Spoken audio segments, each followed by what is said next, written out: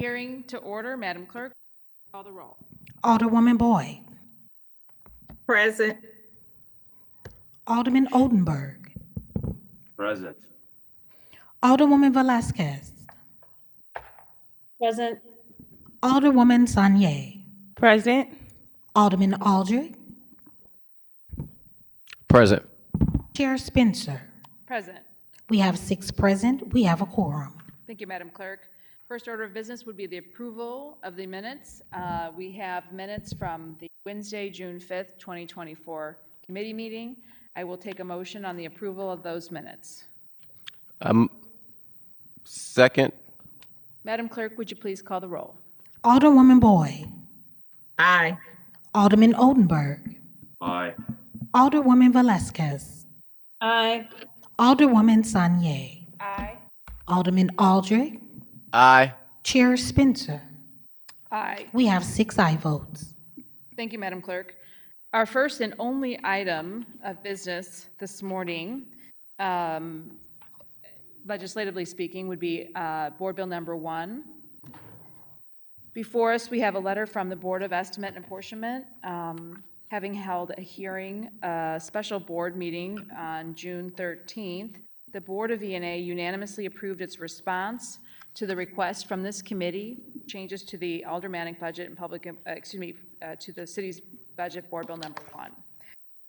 This morning we have our budget director, Mr. Paul Payne, to come and help us kind of parse through the recommended changes that we'll be considering today in our committee hearing. Mr. Payne? Good morning. Good morning. Good morning. Good morning. Good morning. Thank you, Madam Chair and members of the committee. As you had indicated, the Board of E&A met last week and approved a number of amendments. These are all posted on the website, and I'm working off a hard copy here in front of me. I'm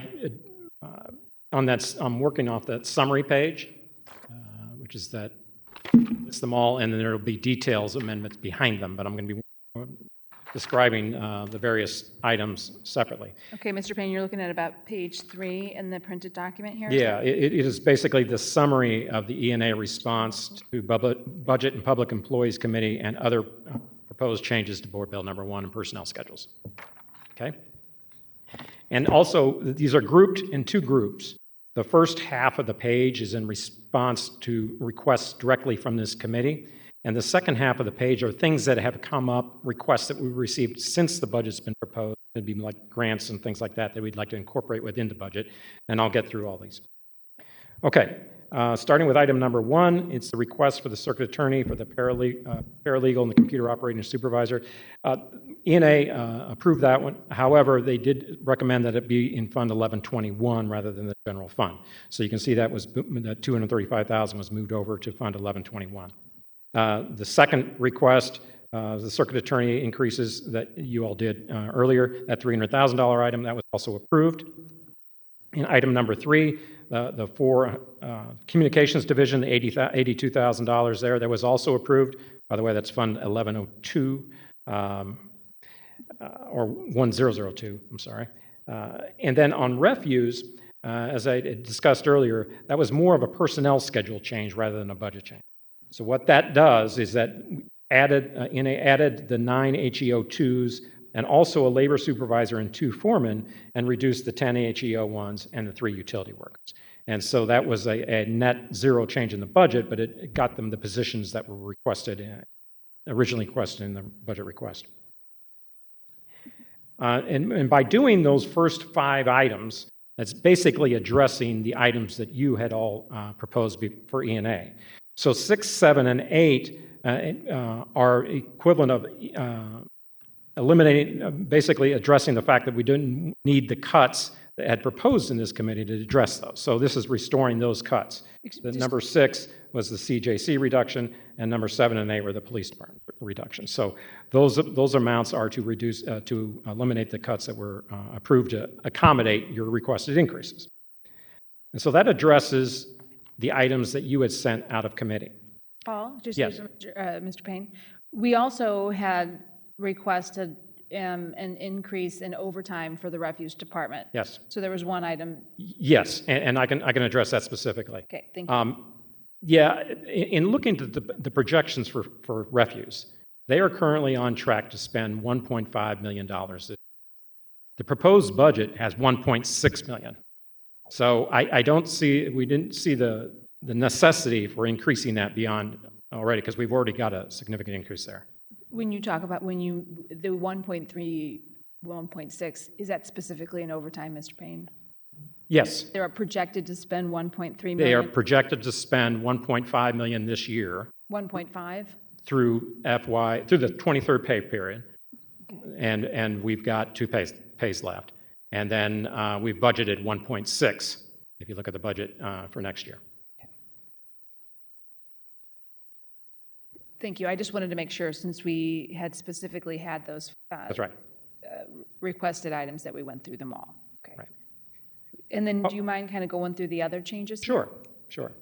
Okay, item number 9, personnel benefits section, that's a special fund. That's a correction that the portion of the personnel director's budget was not included in the original budget. That's at $37,000 and fringes included in item 9. Item 10, the Affordable Housing Commission requested an appropriation, an additional $24,000 in interest money they had. So that was requested to be added to their budget. The Juvenile Division, the courts advised that they are receiving an additional $77,000 from the Mental Health Board, and they requested that that be added to their budget. The Health Division is exchanging a few positions. They had one that was filled that wasn't in, and they wanted to cover for that, and so they did a couple, adding a couple positions, deleting a couple positions, and you can see that both of those cancel each other out. That's a net zero change in their budget. They did however, have a $10,000 items in their lead remediation fund that was not included in the budget, and those items, they requested that those be added. And then there was an additional grant fund, the Overdose to Action Grant for the Health Department of over $100,000, $103,000 that they had requested to be included in the budget. And that was, and then the larger item here, on item 15, was from the Airport Commission. They requested the addition of over $590,000 as part of the cost of the airline negotiating team. And the way that works is the airlines requested that it be put in the airport's budget, and they also pay for it on the revenue side. So that's part of the process when they negotiate their airline use agreements. That's just how they manage that process. And so the airport requested that amount be added into the budget. Also, going down to item 16, ward capital. In the proposed budget, we did have the consolidated summary of ward capital, but we didn't have the detail by ward. We now have received those details, and so you'll see an exhibit for each ward proposing which projects will be worked on using capital monies. And then finally, item 17 is a language authorizing the receipt of $10 million from the state, which appropriated it this year for the continued construction of the PSAP. And so that would be authorizing the language for receipt of those funds and expenditure of those funds for that project. And below, you can just see where the increases and decreases balance out, whether it's increased in revenue or increased from their fund balances. And that's the extent of the proposed changes. Okay, thank you, Mr. Payne. Just real quickly on, so the personnel, we had gone through this in committee, and the personnel director was pretty adamant that it was already included. We found out that it really wasn't. I mean, was that just an error? Yeah, that was an error. It should be. It's 15% of the overall. Sure. Okay. Yeah, we had discussed that in committee and was surprised about that. Okay. Yeah. On the next two items, the Affordable Housing Commission and the Juvenile Division, one being interest and one being additional funds from the Mental Health Board. What are those funds allocated specifically for in the budget? Or are they just kind of the general budgets of those departments? When the Affordable Housing Commission, it's mostly for their housing programs. You'll see that's their largest line item there. So right, but is it going to salaries? What is it specifically? No, it is that specific contractual line item for housing in their budget. Okay, so it'll just go for additional housing. Right. And then on the juvenile side, the $77,000. one of the things that the Alderwoman from the 7th, we're discussing when kind of going through some of those hearings was that the programming was exclusively volunteer-oriented, and there was a need for, I mean, I think it's been highlighted by the now defunct Riverfront Times, but that, the juveniles are not allowed outside, and there's real need for additional funds in the sort of that side. This 77,000, is it allocated to a specific purpose in the juvenile division? Given that it's the courts, I can't speak to the details of it. I know it's allocated to their health and safety services line item, their contractual funds, Okay. but I'm not as privy into the details. Perhaps Isaiah, could we send an email, a request for what those funds will be used for, and maybe highlight some of the things that the committee discussed, including the points that the Alderwoman from the 7th made regarding, programming and that sort of thing? Maybe we can talk about that offline. That would be helpful. Thank you. Okay, Mr. Payne, did you have anything else you want to add before I turn it over to the committee for questions? No, that's pretty much sums up the proposed changes. Okay, thank you so much for being here this morning, for walking us through these. I'll go through the committee now in order of seniority. Alderwoman Boyd. Thank you, Mr. Payne, for coming. As usual, you're on point and give us detailed information, so we appreciate your information. Thank you. I have no questions. Alderman Oldenburg. No questions. Alderwoman Velasquez. No questions, thank you. Alderwoman Saunier. Thank you, Madam Chair. I have questions. They're just for clarity, for more understanding for what some of the things are. Can you talk a little bit about the airline negotiation costs? Yes, somewhat. The understanding is that when the airlines negotiate with the airport, they collectively have a representative, and it's called the Airline Use Agreement, to represent them in those negotiations. And so they collectively get together and have someone represent them in those negotiations. That is incorporated into the airport's budget to cover that cost. On the flip side, And does the representatives, do they represent like the vendors and the businesses, or do they represent the city? The airlines. Okay. It's the airlines. And then on the flip side, they pay for that cost that's incorporated into the budget. So it's a net zero in terms of the airport's operating budget, but it pays for itself in terms of an expense. Thank you. And then do you have any additional detail about the adding of overdose to the action grant funds? What that, I assume, is something connected to overdose. Is this, we've already received the grant funds and we didn't account for these funds? Yeah, I believe that they received notification that they had been awarded those funds after the budget was submitted, and Okay. that's why we wanted to include those in the budget. And I know, I'm not sure if this is the same fund or a different fund. I heard some earlier conversation about the lead remediation accounts, that there was, I think it might have been something that happened in HUDs, like there was some kind of follow-up where we found out like some money was being collected, but something with that lead remediation account was happening or not happening. So I guess I'm just adding support accounts to lead remediation fund, or we're trying to add additional accounts to the fund that we already have, or can you just elaborate a little bit more on what that's for? That was supporting supply and accounts. If you look at the budget, they had $10,000 budgeted last year. They had not requested or budgeted this year, and they said, hey, we omitted this when we budget, so we needed to include that in, and they requested it, and so that's what that is about. Okay. Thank you. I think that completes my questions. Thank you. Thank you, Alderwoman. Alderman Aldridge. No questions. Thank you for being here, Director. Okay. And so, Mr. Payne, just from a process perspective, I know we have several members are new, and it's just always helpful to kind of review this. So the budget was presented to the Board of Aldermen by way of the Board of E&A. We recommended changes to the Board of E&A. They are now presenting us a series of changes that include the majority of our requested changes. Others. We have the ability today to vote on this bill and send it back to the full board. Is that correct? Just want to make sure that we're all clear on what we're... And the process would be, I believe, that since there are changes from what you had originally proposed and voted on earlier, and there was ways of accommodating those increases by a different route, if you adopt this scenario en masse, or just like you approve this one, that will take care of making sure that those are enacted. Okay. And that way we can get it back to the full board with the changes passed, potentially to be in compliance with our charter and having a budget by July 1st. Correct. Okay.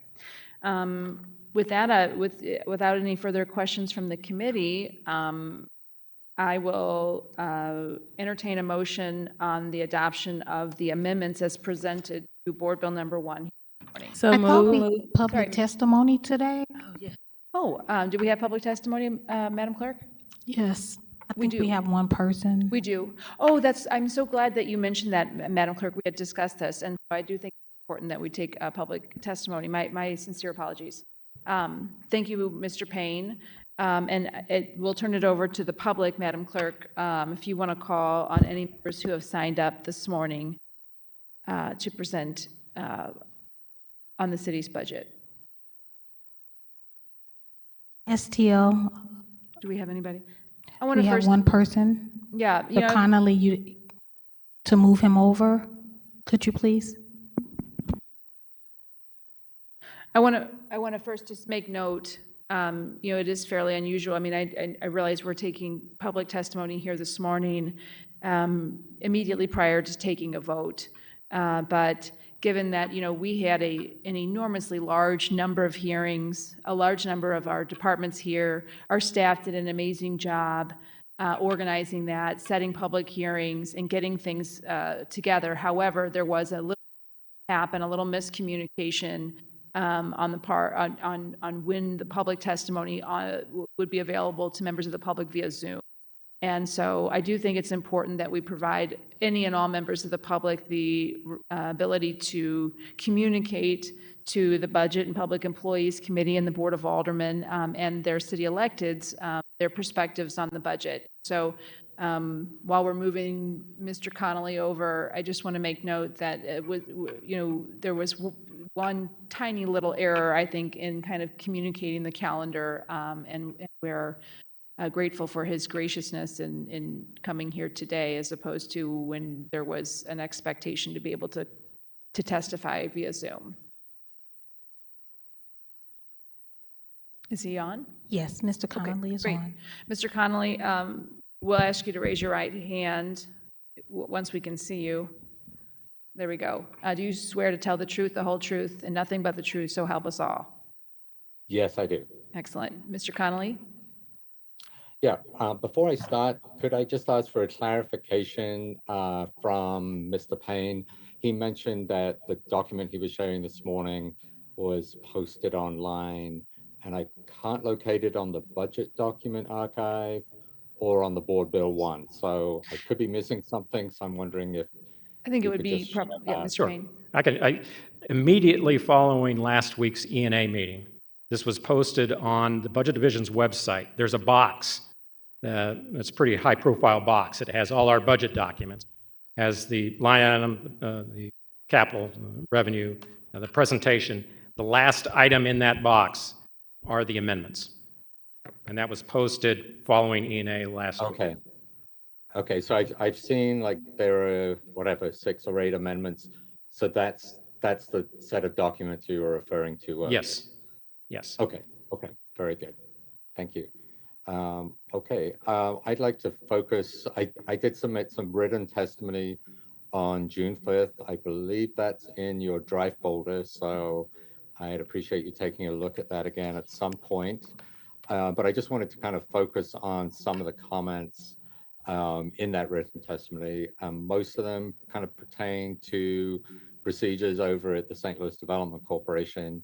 So firstly, just wanted to urge you as a board to keep on the reform efforts regarding the allocation of development incentives. Ordinance 71620, while has some good provisions and has been improved with a couple of bills since, I still think that the Board of Aldermen needs to pay very close attention and ensure all provisions of that bill, including the consultation with St. Louis Public Schools and taxing districts, are all enforced. part of that bill referenced the scorecard for the initial evaluation by SLDC of projects. And I think there are some pretty major flaws in the scorecard. And the first is the financial analysis being done is not comprehensive. And we've seen that with both bills that dealt with the Midas Hotel projects this year. The most recent one regarding the hotels on 2601 Market, I think the Community Improvement District revenue was dramatically undervalued in that analysis. There was no information regarding the PACE financing, the new market tax credits, and on the document in the bill, the line item for the sales tax exemption on materials was zero, where in fact LCRA last month just approved. They got a vote twice, and they took the initial vote to allocate that sales tax exemption. So I think as a board, I don't think the HUD's committee or the full board are getting the full picture in terms of evaluating these.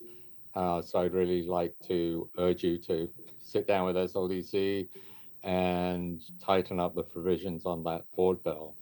Also, I think it's important that the board vote on some of the incentives that currently are just funneled through either LCRA, the Industrial Development Authority, Port Authority, the SLDC board itself when it comes to the new market tax credits, and also the Clean Energy Development Board, which just got named in the last few days by a contractor who's claiming that they weren't paid by Lux Living on the SOHO development, which in addition to the tax abatement and the sales tax exemption, also received PACE financing.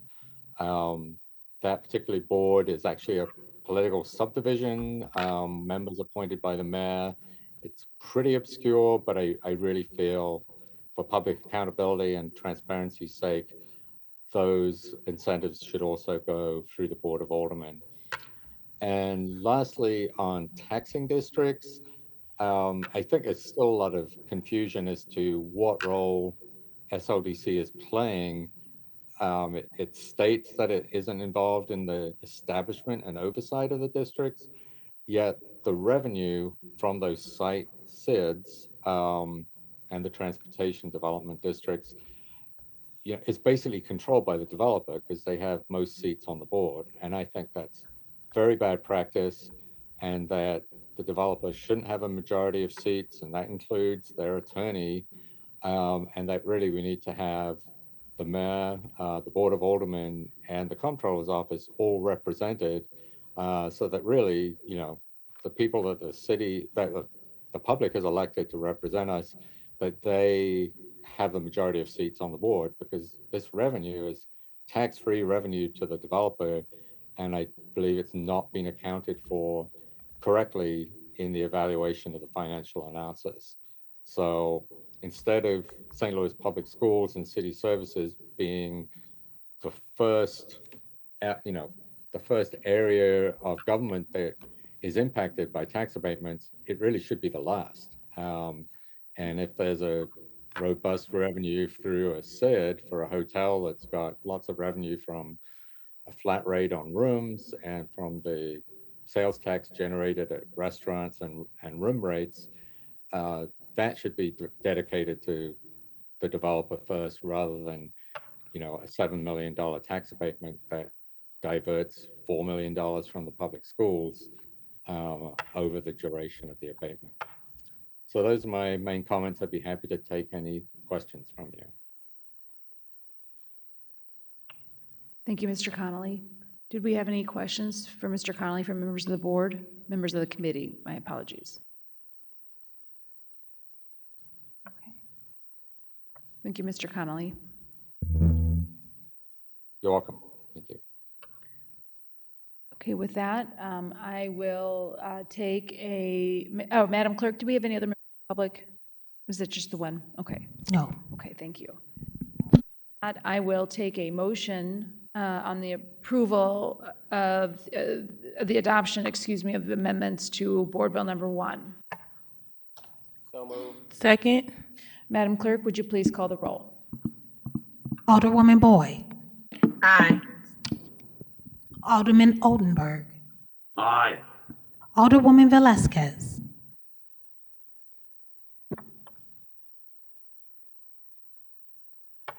Alderwoman Sanye. Aye. Alderman Aldrich. Aye. Chair Spencer. Aye. Alderwoman Velazquez.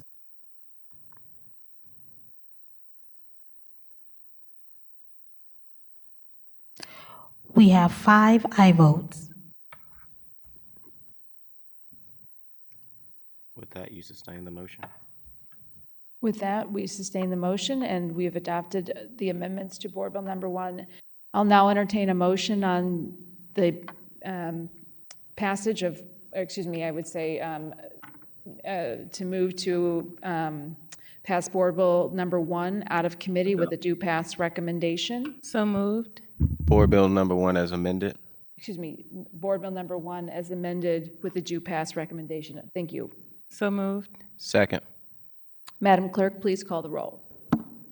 Alderwoman Boyd. Aye.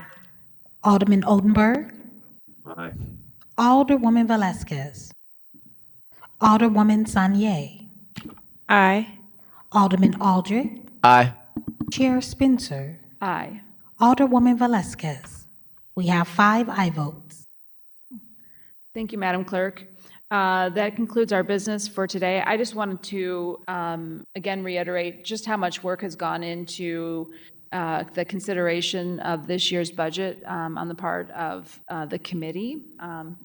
And so many members of city staff, including our Clerk Kennedy, who really did an enormous amount of work kind of guiding Isaiah, guiding the rest of the team and keeping us in line. Obviously, Clerk Ora, who kept us actually moving through each one of our committee hearings. STL TV, who's just done an enormous amount of work here in studio, obviously, but keeping us all on Zoom and making sure that our public hearings off-site were done flawlessly. We really appreciate all your work.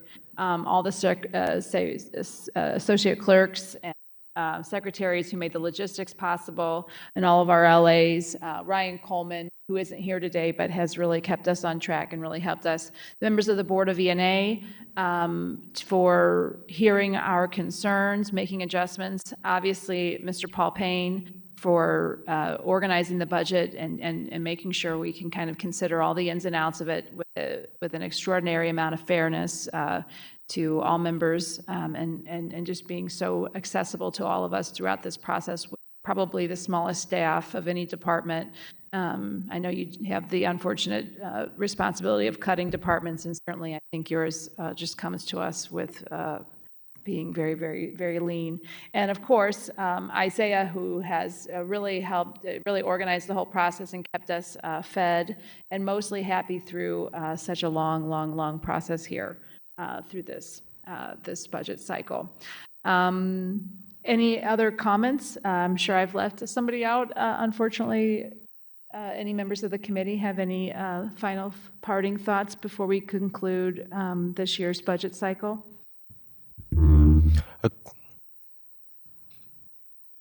I was waiting to get addressed. Alderman from the 14th.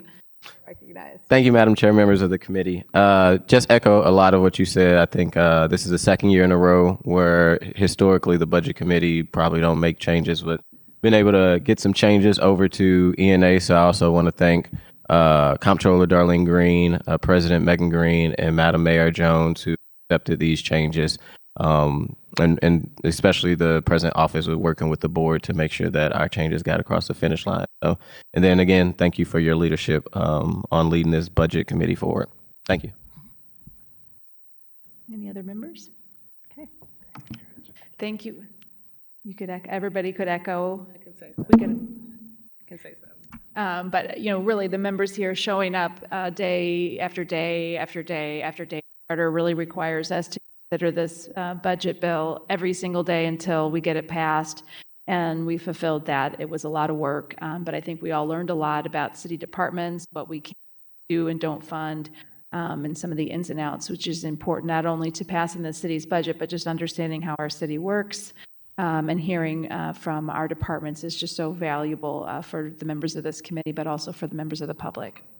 With that, that concludes our order of business for today. With that, I make a motion to adjourn. So moved. Second.